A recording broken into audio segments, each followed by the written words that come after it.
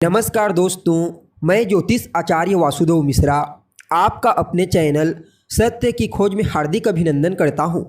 दोस्तों, आज का यह ज्योतिष का कार्यक्रम आप लोगों के लिए यानी कि तुला राशि वालों के लिए बेहद ही ज़्यादा खास और विशेष कार्यक्रम साबित होगा। आज हम चर्चा करेंगे देवगुरु बृहस्पति के राशि परिवर्तन प्रभाव के बारे में। जी हाँ, देवगुरु बृहस्पति बीते 1 मई 2024 की दोपहर 1:47 पर अपनी वर्तमान मित्र राशि अग्नि तत्वीय राशि मेष राशि को छोड़कर अपने शत्रु की साधारण भूमि तत्वीय राशि वृषभ राशि में प्रवेश कर चुके हैं, जहां कि वो 14 मई 2025 तक रहेंगे और इसके पश्चात मिथुन राशि में प्रवेश कर जाएंगे। इसके साथ ही देवगुरु बृहस्पति इस दरमियान अपनी चाल में भी 2 बार परिवर्तन करने वाले हैं। जी हाँ, आने वाले 9 अक्टूबर 2024 को इसी वृषभ राशि में गोचर करते हुए मार्गी से वक्री होंगे। इसके बाद 4 फरवरी 2025 को फिर से एक बार अपनी चाल में परिवर्तन करके वक्री से मार्गी हो जाएंगे। तो ऐसे में बड़े विस्तार के साथ जानने का प्रयास करेंगे कि देवगुरु बृहस्पति अपनी शत्रु की साधारण राशि में गोचर करते हुए किस प्रकार से आपको प्रभावित करेंगे।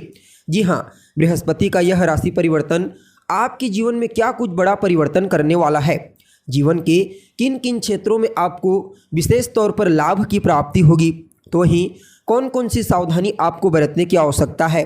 साथ ही साथ देवगुरु बृहस्पति के इस राशि परिवर्तन प्रभाव को और बेहतर परिणाम प्रदायक बनाने के लिए क्या उपाय आपको करना चाहिए, सभी बातें विस्तार पूर्वक आपको बताएंगे। इसलिए कार्यक्रम को बिना मिस के अंत तक देखने का प्रयास कीजिए। और अगर आप अपनी जन्म कुंडली पर हमसे परामर्श लेना चाहते हैं तो डिस्क्रिप्शन बॉक्स और वीडियो के अंदर आपको हमारा कॉन्टैक्ट नंबर मिल जाएगा, जहां से आप या तो व्हाट्सएप के माध्यम से या फिर डायरेक्ट फ़ोन कॉल के थ्रू अपॉइंटमेंट लेकर अपनी जन्म कुंडली का विस्तार पूर्वक अध्ययन करवा सकते हैं। जी हाँ, तो दोस्तों, कौन है बृहस्पति? धन, शिक्षा, ज्ञान, संतान, विवाह, मान सम्मान और ऊंचाई के कारक हैं देवगुरु बृहस्पति। अपने इन्हीं कारकत्वों के चलते हमारे जीवन के विभिन्न पहलुओं को नियंत्रित करते हैं। जब जन्म कुंडली में देवगुरु बृहस्पति बलवान होते हैं तो जातक बेहद ही ज़्यादा बुद्धिमान, ज्ञानवान, समझदार और विवेकवान होता है। देवगुरु बृहस्पति एक ऐसे ग्रह हैं जो जन्म कुंडली में अकेले ही सभी ग्रहों के ऊपर भारी पड़ते हैं। एक बृहस्पति का बलवान होना ही पूरी कुंडली को मजबूती प्रदान कर देता है। क्यों? क्योंकि जब बृहस्पति बलवान होते हैं तो जातक को उसके जीवन काल में वह सब कुछ प्राप्त हो जाता है जो वह चाहता है, और ऐसा जातक अपने जीवन को सुखमय तरीका से व्यतीत करता है और अंत में परलोक की प्राप्ति करता है। यानी कि बृहस्पति बलवान होने से व्यक्ति इस लोक में भी सुखी होता है और उसका परलोक भी सुखी होता है। इसलिए बृहस्पति का बलवान होना बेहद आवश्यक माना जाता है। जी हाँ, अब देखा जाए तो यह जो वृषभ राशि होती है ना दोस्तों, यह देवगुरु बृहस्पति की शत्रु राशि है। लेकिन यहाँ पर अगर आप नक्षत्र के आधार पर समझने का प्रयास करेंगे तो आपको मालूम होगा इस वृषभ राशि में जो 3 नक्षत्र आते हैं, कृतिका, रोहिणी और मृगशिरा, ये तीनों के तीनों नक्षत्र देवगुरु बृहस्पति के मित्र नक्षत्र हैं। जी हाँ, जहाँ कृतिका सूर्य का नक्षत्र है तो वही रोहिणी चंद्रमा का और मृगशिरा भूमिपुत्र मंगल का नक्षत्र है। ये तीनों के तीनों ग्रह देवगुरु बृहस्पति के परम मित्र होते हैं। अतः नक्षत्र के आधार पर देवगुरु बृहस्पति का यह गोचर आपके लिए किसी वरदान से कम साबित नहीं होगा। जी हाँ, अब देखा जाए तो आप सभी तुला राशि के जातकों के लिए देवगुरु बृहस्पति का यह परिवर्तन आपकी राशि से अष्टम भाव में हुआ है। यहाँ पर देवगुरु बृहस्पति आपके लिए कोई योग कारक ग्रह तो नहीं होते, क्योंकि यह आपके 3रे भाव और आपके 6ठ भाव के स्वामी बनते हैं। अतः यहाँ पर अष्टम भाव में इनका जो गोचर करना है कुछ मामलों में आपके लिए बढ़िया होगा, लेकिन फिर भी देवगुरु बृहस्पति के इस गोचर को आप सभी तुला राशि के जातकों के लिए कुछ परेशानियाँ, कुछ कठिनाई, कुछ संघर्ष लाने वाला कहा जा सकता है। हालांकि देवगुरु बृहस्पति अपने मित्र के नक्षत्र में गोचर करेंगे, फलतः कुछ मामलों में आपको बड़ा ही अद्भुत और श्रेष्ठ परिणाम प्रदान करने का प्रयास करेंगे। जी हाँ, देखिए यहाँ पर संघर्ष और परेशानी की स्थिति तो रहेगी, इसमें कहीं कोई दो मत वाली बात नहीं है। लेकिन अष्टम भाव से गोचर करते हुए देवगुरु बृहस्पति पहले तो आपके 6ठी इंद्रिय को जागृत कर देंगे, फलतः घटने वाली घटनाओं का आपको पूर्वाभास होने लगेगा। जो जातक मेडिकल फील्ड से जुड़े हुए हैं, लॉ के फील्ड से जुड़े हुए हैं या फिर रिसर्च के फील्ड के हैं, समझ लीजिए गुरु की कृपा से उन लोगों को इस समय कोई बहुत बड़ी उपलब्धि प्राप्त हो सकती है। यह समय आकस्मिक रूप से आपको धन प्रदायक साबित होगा। जी हाँ, अगर आप लॉटरी, सट्टा, शेयर इन क्षेत्रों से पैसा अर्न करते हैं तो समझ लीजिए यह 365 दिन का समय आपके लिए बड़ा ही अद्भुत और श्रेष्ठ परिणाम प्रदायक साबित होगा। हालांकि इसके लिए आपकी जन्म कुंडली में भी पंचम भाव, अष्टम भाव और द्वादश भाव की स्थिति का बलवान होना बेहद आवश्यक माना जाता है। इसके अलावा तीसरे भाव की स्थिति का भी मजबूत होना जरूरी है, तभी जाकर के आपको आकस्मिक रूप से बड़ी मात्रा में धन की प्राप्ति होगी।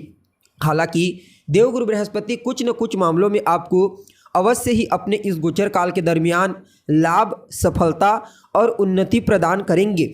आपका जो लाइफ पार्टनर होगा उसकी वाणी, उसके व्यक्तित्व को भी बड़ा ही प्रभावशाली बना देंगे। आपका लाइफ पार्टनर दान पुण्य के कार्यों में इस समय सम्मिलित होता हुआ देखा जा सकता है। अब देखिए, जहाँ पर देवगुरु बृहस्पति होते हैं वहाँ से पंचम भाव को, सप्तम भाव को और नवम भाव को दृष्टिगोचर करते हैं। तो अब इनकी जो पंचम दृष्टि होगी वह आपके 12वें भाव पर होगी, सप्तम दृष्टि आपके दूसरे भाव पर और नवम दृष्टि आपके चतुर्थ भाव पर होगी। गुरु की दृष्टि में अमृत माना गया है, अतः इनकी जो दृष्टियां हैं यह भी आने वाले 365 दिनों तक बड़ा ही जबरदस्त चमत्कार उत्पन्न करेंगी। पहले तो 12वें स्थान को देखते हुए देवगुरु बृहस्पति आपको तमाम प्रकार की समस्याओं से मुक्ति प्रदान कर देंगे। अगर आप लंबे समय से विदेश जाने के लिए प्रयत्नशील हैं, चाहे पढ़ाई लिखाई करने के लिए जाना चाहते हैं, बिजनेस व्यापार करने के लिए जाना चाहते हैं या फिर किसी और अन्य मुद्दे के चलते आप विदेश जाना चाहते हैं, समझ लीजिए विदेश जाने का मौका आपको प्राप्त होगा। यह गोचर आपके व्यय में भी थोड़ा सा बढ़ोतरी करने वाला है। हालांकि बेकार की चीज़ों में आपका पैसा व्यय नहीं होगा। जी हाँ, दान पुण्य के कार्यों में आपका पैसा यहाँ पर व्यय होता हुआ दिखाई दे रहा है। अब देखा जाए तो दूसरे भाव पर देवगुरु बृहस्पति की दृष्टि होगी, अतः आप अपनी वाणी से इस गोचर काल के दरमियान चमत्कार उत्पन्न करेंगे। कहने का तात्पर्य, आप जो भी बोलेंगे, जहाँ पर भी बोलेंगे, जो भी आपकी बातों को सुनेगा वह आपसे अवश्य प्रभावित होगा। पैतृक संपत्ति से आपको लाभ की प्राप्ति होने वाला है। कुटुंब परिवार के मध्य आपसी तालमेल बेहतर होंगे। एक दूसरे के प्रति सहयोग की भावना देखने को मिलेगी। ससुराल पक्ष से भी आपको आर्थिक लाभ प्राप्त होने वाला है। और यहाँ पर विद्यार्थियों को भी इस गोचर काल के दरमियान अपने पढ़ाई में अपने मन को एकाग्रचित करने के लिए एक नहीं बल्कि अनेक मौके प्राप्त होने वाले हैं। जी हाँ, अब देवगुरु बृहस्पति की जो नवम दृष्टि होगी चतुर्थ भाव पर होगी, अतः आपके भौतिक सुख सुविधाओं में, मानसिक सुख सुविधाओं में वृद्धि करेंगे। यह गोचर भूमि, भवन, मकान, वाहन इनसे संबंधित सुखों की प्राप्ति के लिए बड़ा ही उत्तम कहा जा सकता है। जो जातक राजनीति के क्षेत्र से जुड़े हुए हैं उन्हें सफलता की प्राप्ति होगी। सामाजिक सेवा का कार्य करते हैं उनके वर्चस्व में वृद्धि होगी। और कहीं ना कहीं देवगुरु बृहस्पति आपके मान सम्मान, आपकी पॉपुलैरिटी, आपके प्रसिद्धि में विशेष रूप से वृद्धि करने वाले हैं। माता के स्वास्थ्य में सुधार होगा। माता के साथ आपके तालमेल बेहतर होंगे। माता का पूर्ण आशीर्वाद, पूर्ण सहयोग इस गोचर काल के दरमियान आपको प्राप्त होने वाला है। अगर आप अपनी माता के नाम पर कोई ज़मीन खरीदते हैं, कोई प्रॉपर्टी खरीदते हैं तो समझ लीजिए वह आपके लिए बड़ा ही शुभ साबित होगा। जी हाँ, और यह गोचर कहीं न कहीं विपरीत राजयोग का भी प्रभाव देगा। अतः रोग, रिपु और ऋण इन तीनों चीज़ों से आपको मुक्ति दिलाएंगे। हालांकि यहाँ पर देवगुरु बृहस्पति अपनी मूल त्रिकोण राशि से षडाष्टक योग का निर्माण करेंगे, इसलिए थोड़ा मेहनत, थोड़ा संघर्ष की स्थिति तो आपके जीवन में बनेगी, लेकिन फिर भी ज़्यादा कोई चिंता की बात नहीं है। यह गोचर बड़ा ही अद्भुत और श्रेष्ठ परिणाम आपको प्रदान करेगा।